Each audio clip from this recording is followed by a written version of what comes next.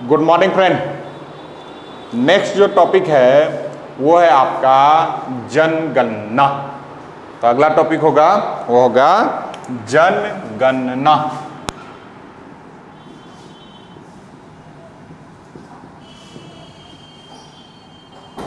अक्सर सवाल यहां से पूछा जाता है, हर पेपर में आप देखिएगा 1 से 2 सवाल होगा। अगर आप कहीं किसी भी स्टेट का दे रहे हैं तो वहां पर स्टेट की जनसंख्या से संबंधित सवाल रहेगा, पर सवाल रहता जरूर है। यहां पर समझने वाला थोड़ा सा कम और लिखने वाले आपके लिए पॉइंट जो है वो अधिक है, पर बहुत ही महत्वपूर्ण है। जनगणना क्या होता है, किसको कहते हैं जनगणना? तो जनगणना अगर इसको 2 वर्ग में बांट दें तो क्या होगा, जन प्लस गणना। जन का मतलब क्या होता है, मनुष्य, हम और आप। गणना का मतलब आंकलन करना, अर्थात वह चीज जहां पर क्या किया जाए, मनुष्यों का जो है गणना किया जाए, वही क्या कहलाता है, जनगणना। तो यहां से सवाल किस तरह का बनता है, यहां से सवाल जो बनता है दोस्त, अगर इसको 1 साल या एक बार पढ़ लिया जाए तो 11 साल तक का डाटा ये कंप्लीट कर लेता है, लगभग 10 साल, सॉरी 11 नहीं 10 साल का डाटा। जैसे आप देखे होंगे कि लास्ट जो जनगणना हुआ है 2011 है और अभी तक पूछा जाए तो कह सकते हैं काफी महत्वपूर्ण है। तो जनगणना, जन मतलब मनुष्य, हम और आप, उसका क्या करना, गणना करना, उसे ही जनगणना कहकर संबोधित किया गया। इसकी शुरुआत जो है वह लॉर्ड मेयो के द्वारा, लॉर्ड मेयो के द्वारा प्रारंभ किया जाता है। इसकी शुरुआत कब, तो 1871 में, 1871 ईस्वी में लॉर्ड मेयो के द्वारा, 1872 ईस्वी में लॉर्ड मेयो के द्वारा जनगणना की शुरुआत की गई। अब जनगणना की शुरुआत की बात, आखिर इसका जरूरत क्यों पड़ा, क्यों जनगणना करवाया जाए, इसका क्या उद्देश्य होता है, ये सारी चीज को दिशा निर्देश सोचकर इसकी शुरुआत की गई। तो इसका शुरुआत करने का मुख्य कारण यह था दोस्त कि जो भी सुविधाएं सरकार के द्वारा दी जा रही है या जो भी प्रोग्राम सरकार लॉन्च कर रहा है, क्या वह सुविधा या वह प्रोग्राम सभी लोगों तक पहुंचा जा सकता है या नहीं, पहुंचाया गया कि नहीं पहुंचाया गया, आखिर किस लोगों को किस तरह की जरूरत है, वो सारा चीज इसमें आंकलन किया जाता है। तो इसलिए इसको किसी भी देश के द्वारा करवाना काफी अनिवार्य कह सकते हैं और इससे लोगों को भी काफी सुविधाएं प्राप्त होती है। तो लॉर्ड मेयो ने 1872 ईस्वी में इसकी शुरुआत की गई है। यह सवाल यहां से भी पूछता है और इतिहास के रूप में भी पूछा जाता है। आगे बढ़िएगा तो लॉर्ड रिपन के द्वारा, किसके द्वारा, लॉर्ड रिपन के द्वारा, लॉर्ड रिपन के द्वारा 1881 ईस्वी में 10कीय जनगणना या 10 वर्षीय जनगणना, ये 10 वर्षीय जनगणना या 10कीय जनगणना की शुरुआत की गई। अब यह शुरुआत करता है 10-10 वर्ष पर इसकी शुरुआत, मतलब अब जो जनगणना होगा किसके समय से, लॉर्ड रिपन के काल से जो जनगणना की शुरुआत हुई वह निर्धारित हुआ कि प्रत्येक दशक पर जो है हम लोग आंकलन करेंगे, डाटा को तैयार करेंगे और तैयार करके उस अनुसार कार्य को संपन्न करेंगे। तो यह दो जो है वह काफी महत्वपूर्ण। 10कीय जनगणना चलता चला जा रहा है 1931 तक, 1931 ईस्वी तक जातीय आधारित जनगणना करवाया गया था। जाति के आधार पर पूछा है सवाल दोस्त, जाति के आधार पर या जातीय जनगणना 1931 तक करवाया गया। और यह जनगणना जब होता है तो आगे चलकर 31 के बाद, तो 10 वर्ष बाद क्या होगा, 41 में जो है जातीय जनगणना को समाप्त कर दिया गया। लेकिन वर्तमान में जो सरकार वगैरह है, काफी लोगों ने इसका मांग किया कि जाति के आधार पर जनगणना होना चाहिए। 11 में इसका होता भी है, पर सरकार के द्वारा जाति के आधार पर डाटा प्रस्तुत नहीं किया जाता है, तो इसीलिए हम लोग कह सकते हैं 31 तक किया गया। 21 to 31 तक अर्थात 1921 से 1931 तक का जो दशकीय रहा, उसमें कहा जाता है कि कुछ समय के लिए जनसंख्या में गिरावट भी की गई थी। जनसंख्या के जो जनगणना वगैरह है गिरावट, तो कभी का हाल पूछता है इस सवाल।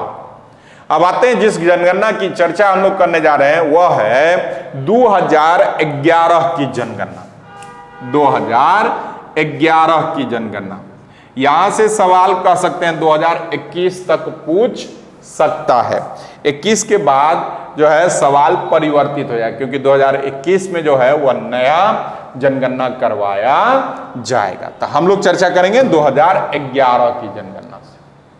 यह जो है जनगणना, वह जनगणना के हिसाब से 15वीं दशकीय जनगणना था। कितना था? 15वीं दशकीय जनगणना करवाया गया, जिसमें या जिसके अध्यक्ष जो थे वो थे आपके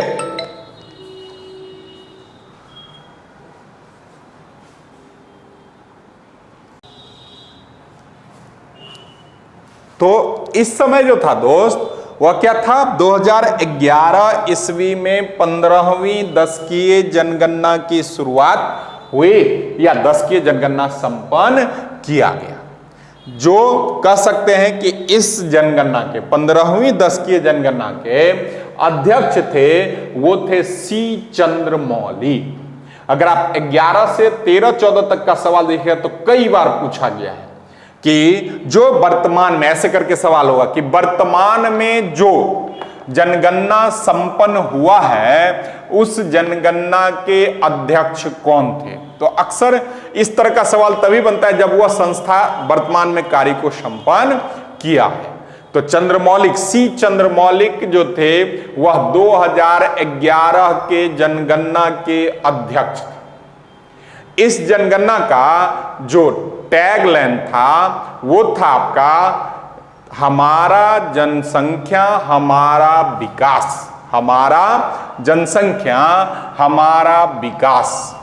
और साथ ही साथ इस का प्रतीक चिन्ह था एक विक्षिका, महिला शिक्षक जिसको कहते हैं, विक्षिका बैग लिए हुए। इसका क्या था? एक विक्षिका बैग लिए हुए। यह जो था इसका मुख्य चीज था, जहां से सवाल पूछ भी देगा। तो टैगलाइन हमने बता ही दिया, हमारी जनसंख्या हमारा विकास। विश्व स्तर पर हमारी जनसंख्या जो है वह दूसरी सबसे बड़ी जनसंख्या है। जब जनगणना करवाया गया था तो उस समय कुल जनसंख्या 121 करोड़, 2011 के डाटा के अनुसार कुल जनसंख्या 121 करोड़ का था, 121। लेकिन वर्तमान की स्थिति जो हम आप 19-20 का जो वित्तीय वर्ष है, 20-21 अभी चल रहा है, तो 19-20 के वित्तीय वर्ष के अनुसार लगभग 139 जो है वो, अगर आप नेट वगैरह पर चेक करेंगे तो कहीं कहीं पर 35, कहीं 37 और अधिकांश जगह 139 करोड़ जो है वह आपको डाटा दर्शाया जाता है। तो अधिकांश जगह 139 है, तो इसीलिए हमने कहा 139। और पुनः दोहरा सकते हैं, यह अप और डाउन हो सकता है क्योंकि यह जनगणना वर्तमान जो है 21 वाला नहीं हुआ इसलिए। तो 11 जनगणना के अनुसार हमारी जनसंख्या कितनी थी? 121 करोड़ थी। अब जब यहां से आगे बढ़ेंगे तो यहां से सवाल और क्या पूछता है कि लिंगानुपात हमारा क्या था, सबसे एजुकेटेड कौन था। तो केरल जो है वह हमारे देश का सबसे एजुकेटेड जो है राज्य है। और विश्व के स्तर पर हमने अभी बताया कि दूसरे हैं। विश्व की कुल जनसंख्या का 17.5%, 17.5% जनसंख्या केवल हमारे देश का है। अर्थात अगर मान लीजिए 100 व्यक्ति में साढ़े 17 व्यक्ति कहां के हैं? भारत के हैं। तो विश्व में यह है। और हमने बता दिया जनसंख्या में दूसरा, पहले स्थान पर चीन है। एजुकेशन में सबसे ज्यादा एजुकेटेड जो है वह केरल के लोग हैं, और लिंगानुपात भी सबसे अधिक जो है वह आपका केरल का है, 1084। लिंगानुपात का मतलब होता है दोस्त प्रति 1000 पुरुष पर महिलाओं की जनसंख्या, तो उसे ही हम लिंगानुपात कहकर संबोधित करते हैं। तो सबसे अधिक लिंगानुपात जो है वह किसका है? तो केरल का है। और सबसे कम किसका है? तो वो हरियाणा का है। हरियाणा में लिंगानुपात सबसे कम। जनसंख्या घनत्व के आधार पर 2011 की डाटा के अनुसार जनसंख्या घनत्व के आधार पर प्रथम स्थान जो है वह बिहार का है, और केंद्र शासित प्रदेश में यह स्थान जो है वह आपका दिल्ली को जाता है। तो ये था समझने वाला, बाकी हम आपको लिखा देते हैं, आप लिख लीजिए। तो पहला पॉइंट जो हमने लिखाया होगा कि लॉर्ड मेयो के द्वारा जनगणना को लाया गया, लॉर्ड मेयो के द्वारा जनगणना को लाया गया। लॉर्ड रिपन ने 10वीं जनगणना की शुरुआत की। लॉर्ड रिपन ने 10वीं जनगणना की शुरुआत की। तो मेयो कब? 1872, रिपन कब? 1881। 1931 तक जातीय जनगणना करवाया गया, 1931। 1931 तक जातीय जनगणना करवाया गया, जातीय जनगणना करवाया गया। चलिए अब आते हैं 2011 पर। 2011 में 15वीं 10वीं जनगणना करवाया गया। 2011 में 15वीं 10वीं जनगणना करवाया गया, जिसके अध्यक्ष सी चंद्रमौली, जिसके अध्यक्ष सी चंद्रमौली थे, सी चंद्रमौली थे। इसका प्रतीक चिन्ह, इसका प्रतीक चिन्ह बैग के साथ शिक्षिका या विक्षिका, इसका प्रतीक चिन्ह बैग के साथ शिक्षिका था। इसका टैगलाइन हमारी जनसंख्या हमारा विकास, इसका टैगलाइन हमारी जनसंख्या हमारा विकास, हमारी जनसंख्या हमारा विकास। इस जनगणना के समय तक, इस जनगणना के समय तक हमारे देश की कुल जनसंख्या, हमारे देश की कुल जनसंख्या 1 to 1 121 करोड़, 121 करोड़ था, 121 करोड़ था। लेकिन वर्तमान में 139, लेकिन वर्तमान में 139 करोड़, 139 करोड़ है। अगला, विश्व की कुल जनसंख्या का, विश्व की कुल जनसंख्या का 17.5 17.5%, 17.5% जनसंख्या हमारे देश का है, जनसंख्या हमारे देश का है। और विश्व में जनसंख्या में, और विश्व में जनसंख्या में हम दूसरे स्थान पर हैं, हम दूसरे स्थान पर हैं। जनगणना के आधार पर, जनगणना के आधार पर लिंगा अनुपात, हमने लिंगानुपात बताया आपको, प्रत्येक हजार पर पुरुष की तुलना में महिलाओं की जनसंख्या। लिंगानुपात 943 है। सबसे अधिक लिंगा अनुपात वाला राज्य, सबसे अधिक लिंगा अनुपात वाला राज्य केरल है, केरल है। ब्रैकेट में 1084 1884 केरल है, ब्रैकेट में 1084। सबसे कम लिंगा अनुपात वाला राज्य, सबसे कम लिंगा अनुपात वाला राज्य हरियाणा है, हरियाणा है। 879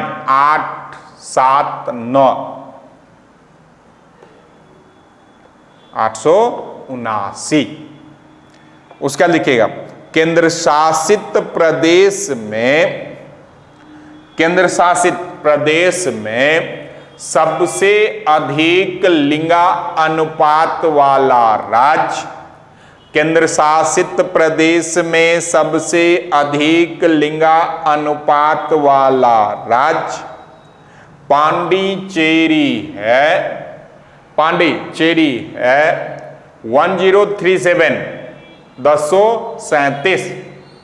और सबसे कम लिंगा अनुपात वाला राज्य, और सबसे कम लिंगा अनुपात वाला राज्य, केंद्र शासित राज्य की बात कर रहे हैं, दमन और द्वीप है, दमन और द्वीप है। 618 618 618 618। अगला पॉइंट, नागालैंड एकमात्र ऐसा राज्य है, नागालैंड एकमात्र ऐसा राज्य है जहां पर जनसंख्या के वृद्धि में कमी दिखलाई पड़ी। मतलब जनसंख्या वृद्धि नहीं हुआ, क्या हुआ, कम हुआ। जहां पर जनसंख्या में के वृद्धि में कमी दिखलाई पड़ा। अगला, थाने, मुंबई के पास पड़ता है, महाराष्ट्र में।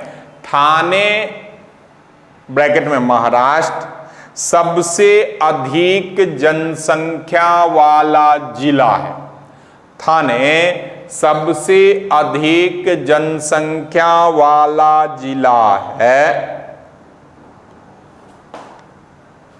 अगला पॉइंट, जनसंख्या घनत्व के आधार पर, जनसंख्या घनत्व के आधार पर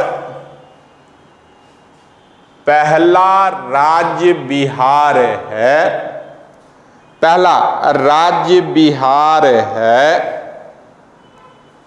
और केंद्र शासित प्रदेश में पहला राज्य, केंद्र शासित प्रदेश में पहला राज्य दिल्ली या नई दिल्ली है, दिल्ली या नई दिल्ली है। एक मिनट रुकिएगा तो। लिखिए, लिखिएगा, सबसे कम जनसंख्या घनत्व वाला, सबसे कम जनसंख्या घनत्व वाला राज्य अरुणाचल प्रदेश है। अरुणाचल प्रदेश है। लिख लिए। अगला पॉइंट लिखिएगा, सबसे अधिक जनसंख्या वाला राज्य, सबसे अधिक जनसंख्या वाला राज्य यूपी और केंद्र शासित प्रदेश में दिल्ली, यूपी और केंद्र शासित प्रदेश में दिल्ली है।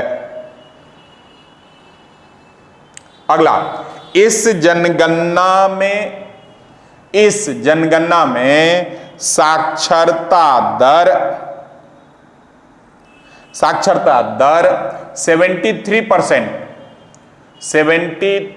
73% है। सबसे अधिक शिक्षित राज्य, सबसे अधिक शिक्षित राज्य केरल है। केरल है। पूरे भारत में साक्षरता दर पुरुष का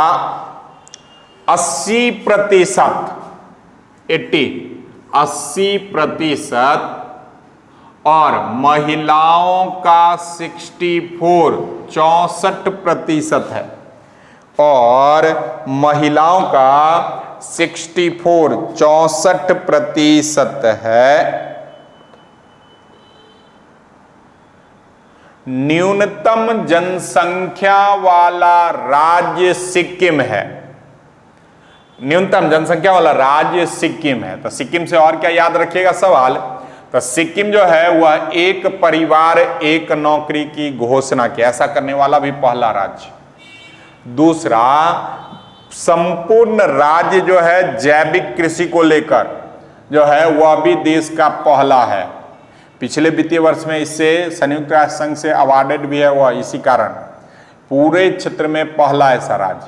और तीसरा, सिक्किम एक ऐसा राज्य है जहां पर ग्रामीण बैंक कार्य नहीं करता, सिक्किम और गोवा। चलिए अगला लिखिएगा, वह है सर्वाधिक ग्रामीण जनसंख्या वाला राज्य हिमाचल प्रदेश। सर्वाधिक ग्रामीण जनसंख्या वाला राज्य हिमाचल प्रदेश है। और सर्वाधिक नगरीयकृत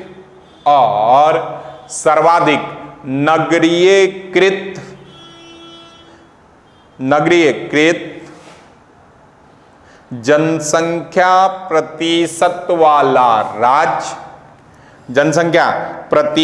वाला राज्य गोवा है। यहां प्रतिशत की बात कही गई है दोस्त, लेकिन अगला पॉइंट जो लिखेगा वह जनसंख्या के आधार पर।